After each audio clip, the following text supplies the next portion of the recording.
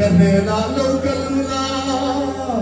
Iman katsaltiran sa uminti Hallelujah menal mena ihong may teyang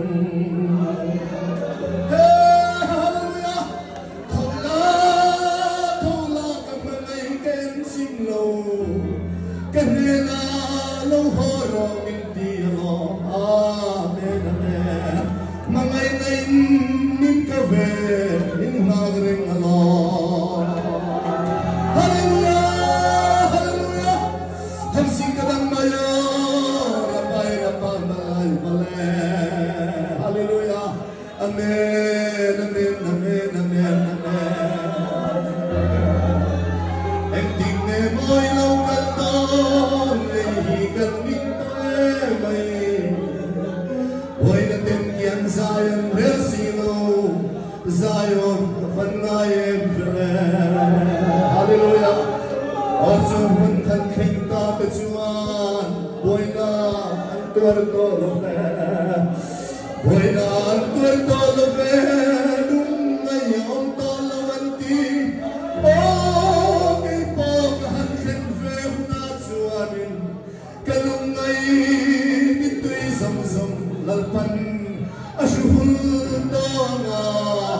Zion kadang rentonga Hey ha hallelujah Hallelujah Ishwara Pida Rose Hallelujah Damdalaw Kang Rose Hallelujah Pagsa haradam Lotadandam Nadam Nalukhin Rose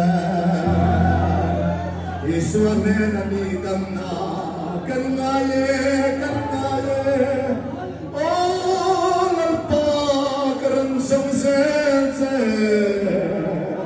Kavelati kulto'y turing Kanchin mayla Tuy halre na rin Kapuso sila pa O Isu, tuy dumrini Kalvari, tuy dumsu Binintir langit Oh, kadamang kadangayang Imangay na kasarwaya Mungin kanleng trinalo Hey, hallelujah Amen, amen, amen Amen, amen, amen Ang lai chung tayo ng siyang lae Hallelujah Oh, hallelujah, hallelujah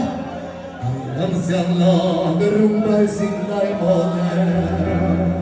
Sinumati dante Luang del may role Oh, lalpamang ite Gandam lo Ginita tinay damdon Om lo ni gati